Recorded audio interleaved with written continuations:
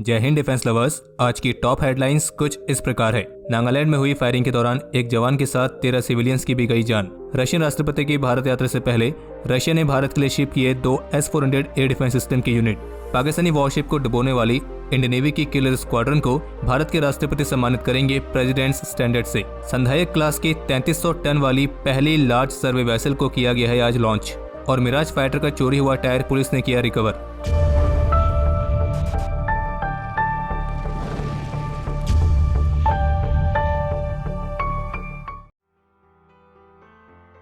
कल शनिवार शाम नागालैंड के मौन जिले में एक बेहद ही दुखद घटना घटी है और इस घटना में जहां हमारी फोर्सेस के एक जवान की मृत्यु हुई है तो वहीं इसी घटना के दौरान 13 सिविलियंस की भी जान जाने की खबर है। असल में हुआ ये कि कथित तौर पर यहां पर 6 लोगों की मौत के बाद वहां के जो स्थानीय लोग थे वो सुरक्षा बलों से भिड़ गए थे और फिर जिसके चलते भारत के सुरक्षा बलों की तरफ से भी जवाबी कार्रवाई की गई और इसी कार्रवाई में अधिक लोग मारे गए और अभी तक एक जवान समेत टोटल 14 लोगों की जान जाने की खबर है। और फिलहाल अभी जिस समय हमें वीडियो रिकॉर्ड कर रहे हैं तो ये क्लियर नहीं हो पाया है कि अचानक से ये गोलीबारी क्यों और कैसे हुई, लेकिन इस पर इंडियन आर्मी की 3 कोर की तरफ से जो ऑफिशियल स्टेटमेंट सामने आई है उसमें यह कहा गया है कि उन्हें नागालैंड के इस क्षेत्र में कुछ विद्रोहियों के संभावित मूवमेंट की कुछ इंटेलिजेंस इनपुट्स मिले थे और फिर इन्हीं इनपुट्स के आधार पर नागालैंड के मौन जिले के तिरु वाले एरिया में एक स्पेसिफिक ऑपरेशन को प्लान किया गया। और फिर आगे इस ऑफिशियल स्टेटमेंट में यह कहा गया है कि इस घटना और उसके बाद के परिणामों पर हमें खेद है और ये जो घटना हुई है इसके उच्च स्तर पर जांच की जा रही है और इस पर कानून के अनुसार उचित कार्रवाई की जाएगी। और ऑफिशियल स्टेटमेंट में यह भी बताया गया है कि इस घटना में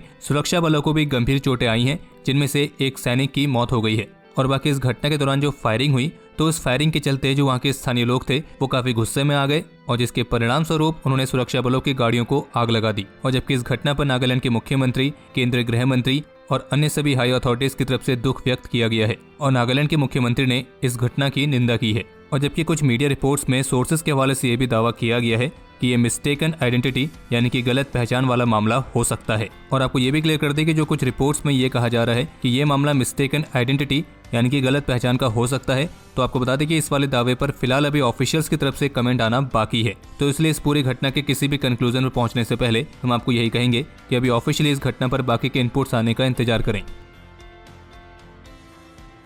इकोनॉमिक टाइम्स की तरफ से जारी की गई रिपोर्ट के मुताबिक कल रशियन राष्ट्रपति व्लादिमीर पुतिन की भारत यात्रा से पहले रशिया की तरफ से S-400 मिसाइल डिफेंस सिस्टम की 2 यूनिट्स को शिप कर दिया गया है और उम्मीद है कि ये दोनों यूनिट्स इस महीने के मध्य तक भारत पहुंच जाएंगी। और जैसे कि हम आपको पहले भी बता चुके हैं कि रशियन राष्ट्रपति की इस भारत यात्रा के दौरान दोनों देशों के बीच कई सारे महत्वपूर्ण एग्रीमेंट साइन हो सकते हैं। और बाकी इकोनॉमिक टाइम्स की तरफ से भी बताया गया है कि रशियन स्पेशलिस्ट के सपोर्ट के साथ भारत अपने S-400 मिसाइल सिस्टम्स को अगले 2 से 3 महीनों के अंदर तैनात भी कर देगा और जिसमें से एक सिस्टम भारत के वेस्टर्न बॉर्डर्स पर तैनात किया जाना है। और जैसे कि आप सभी को पता होगा कि भारत और रशिया के बीच S-400 एयर डिफेंस सिस्टम की टोटल 5 रेजिमेंट्स के लिए डील साइन हुई है और इसलिए ऑफिशियल्स के मुताबिक जो बाकी के सिस्टम्स की डिलीवरी है वो भी अपने तय समय के अनुसार पूरी कर दी जाएगी। और वैसे अगर आप में से कोई है जो रेजिमेंट, यूनिट, बैटरीज इन सभी अलग अलग टर्म्स को लेकर कंफ्यूज है तो उन्हें हम क्लियर कर देते हैं कि आप रेजिमेंट कहें या यूनिट कहें, ये दोनों एक चीज है। यानी कि अगर कोई ये कहता है कि हम 5 S-400 एयर डिफेंस सिस्टम की रेजिमेंट ले रहे हैं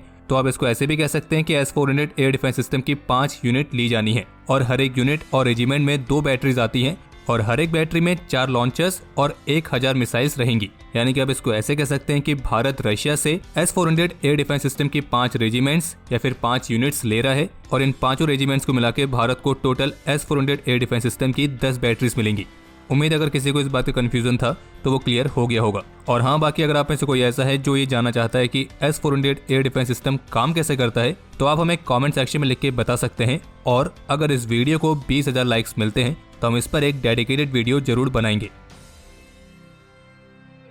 1971 वॉर के दौरान पाकिस्तानी नेवी की वॉरशिप्स को डुबोने वाली इंडियन नेवी की 22nd मिसाइल वेसल स्क्वाड्रन जो कि किलर स्क्वाड्रन के नाम से मशहूर है, तो इंडियन नेवी की इस स्क्वाड्रन को राष्ट्रपति श्री रामनाथ कोविंद 8 दिसंबर को प्रेसिडेंट्स स्टैंडर्ड से सम्मानित करेंगे, जो कि युद्ध काल और शांति काल दोनों के दौरान असाधारण सेवा के लिए दिए जाने वाले भारत के सबसे बड़े सम्मानों में से एक है। और इस बात में कोई डाउट नहीं है कि इंडियन नेवी की किलर स्क्वाड्रन इस सम्मान की पूरी हकदार है। और आपको ये भी बता दें कि ये इंडियन नेवी की वही स्क्वाड्रन है जिसे पुलवामा आतंकी हमले के बाद भी पाकिस्तानी कोस्ट से स्ट्राइकिंग डिस्टेंस पर डिप्लॉय किया गया था। और वो तैनाती क्यों की गई थी ये तो हमें आपको डिस्क्राइब करने की शायद जरूरत नहीं है। बस इतना ही कह सकते हैं कि उस हमले के बाद अगर नेवी के इस स्क्वाड्रन को फिर से ऑर्डर दिए जाते तो ये दोबारा से 1971 वाला कारनामा करने के लिए तैयार थी। और बाकी आपकी ये कंफ्यूजन भी हम क्लियर कर देते हैं कि जो प्रेसिडेंट्स स्टैंडर्ड है और जो प्रेसिडेंट्स कलर्स है ये दोनों एक ही तरह के सम्मान है। बस फर्क इतना है कि जो प्रेसिडेंट्स कलर वाला अवार्ड है ये मुख्य रूप से छोटी मिलिट्री फॉर्मेशन या यूनिट्स को दिया जाता है। इसके अलावा एक अपडेट यह है कि स्वदेशी तौर पर बनाई गई भारत की पहली सर्वे वेसल को आज जीआरएसी द्वारा समुद्र में लॉन्च कर दिया गया है। और आपको बता दें कि भारत के लिए टोटल 4 लार्ज सर्वे वेसल्स को बनाया जाना है और कॉन्ट्रैक्ट के मुताबिक 4 में से 1 वेसल को जीआरएसी ने बनाया है और जो बाकी की 3 है उनको एलएनटी द्वारा बनाया जाएगा। और आज जो पहली लार्ज सर्वे वेसल लॉन्च की गई है उसका नाम है INS संधायक, जो कि अगले साल यानी कि 2022 में इंडियन नेवी को डिलीवर की जाएगी। और ऑफिशियल्स के मुताबिक इस वेसल को बनाने में 80% से भी अधिक का स्वदेशी कंटेंट इस्तेमाल हुआ है। और जबकि इससे पहले भी जो संधायक क्लास की हाइड्रोग्राफिक सर्वेशिप थी तो उसे भी जीआरएसी द्वारा ही बनाया गया था। और इस नई वाली सर्वेशिप को पोर्ट्स और हार्बर के फुल स्केल कोस्टल और डीप वाटर हाइड्रोग्राफिक सर्वे के साथ साथ डिफेंस और सिविल एप्लीकेशंस के लिए ओशनोग्राफिक और जियोफिजिकल डेटा को कलेक्ट करने के लिए भी इस्तेमाल किया जाएगा। और आज minister of state for defence Shri Ajay Bhatt की मौजूदगी में इस शिप को लॉन्च किया गया है।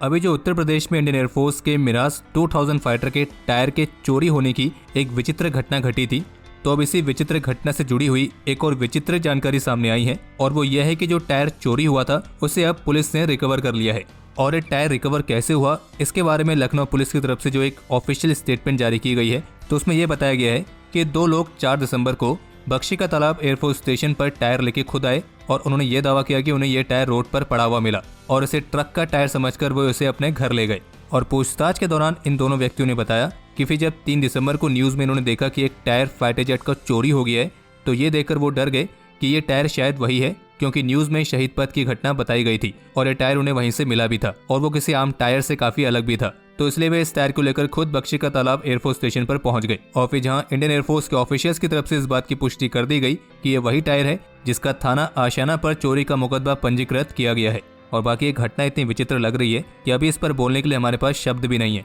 अगर आपके पास है तो आप कमेंट सेक्शन में शेयर कर सकते हैं। बस यही कह सकते हैं कि बहुत अच्छी बात है कि जो टायर चोरी हुआ था वो वापस मिल गया। और बाकी एक रिपोर्ट यह है जिसमें फ्रेंच इन्वॉय की तरफ से कहा गया है कि जो बाकी के 6 रफाल फाइटर्स बचे हुए हैं उन्हें अगले साल अप्रैल के महीने तक भारत को डिलीवर किया जाएगा।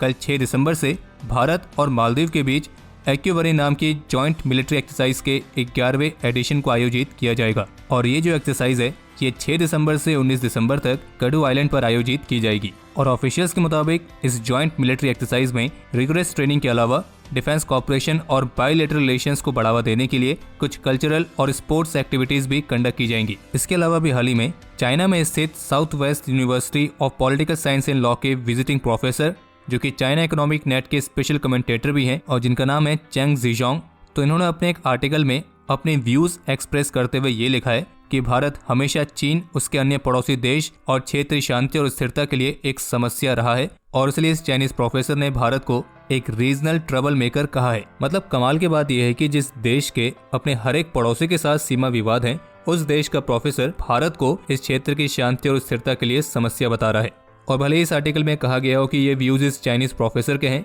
लेकिन हम सभी जानते हैं कि ये व्यूज असल में किसके हैं। ऑफ कोर्स चाइना की कम्युनिस्ट पार्टी के। बल्कि असल में देखा जाए तो चीन इस क्षेत्र में शांति और स्थिरता के लिए सबसे बड़ी समस्या है और जो भारत है वो समस्या नहीं बल्कि वो चीन जैसी समस्या का समाधान है। और बाकी अब समय है आज के इतिहास का, तो बता दें कि आज ही के दिन 1961 में इंडियन आर्मी के कैप्टन गुरबचन सिंह सलारिया ने कॉन्गो में यूएन ऑपरेशंस के तहत एक ऐसी असाधारण वीरता का परिचय दिया था जिसके लिए उन्हें मरणोपरांत भारत के highest war time gallantry award Paramvir Chakra से सम्मानित किया गया। इसके अलावा आज के दिन 1971 के वॉर में सेकंड लेफ्टिनेंट जयेंद्र जय सिंह राणे और सूबेदार रतन सिंह ने दुश्मन से लड़ाई के दौरान उत्तम युद्ध कौशल का परिचय दिया और दुश्मन का मुकाबला करते हुए वीर गति को प्राप्त हुए और जिसके बाद उन्हें मरणोपरांत वीर चक्र से सम्मानित किया गया था। आज के दिन 1992 में सेकंड लेफ्टिनेंट राकेश सिंह जम्मू कश्मीर में एक ऑपरेशन के दौरान अपने अदम्य साहस और वीरता का परिचय देते हुए 5 आतंकियों को अकेले ही ढेर कर दिया था, लेकिन इस ऑपरेशन के दौरान वे भी वीर गति को प्राप्त हुए थे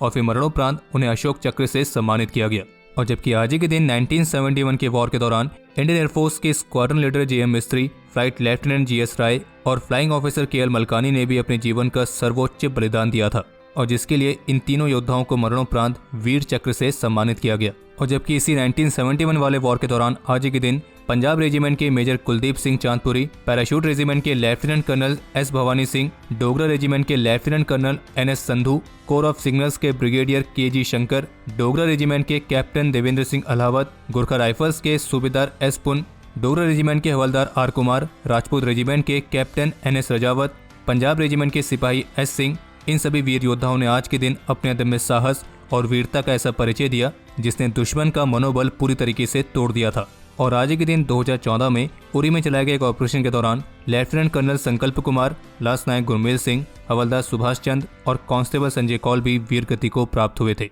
और अब समय है आज के टॉप 3 कमेंट्स का, जो ये रहे आपकी स्क्रीन पर।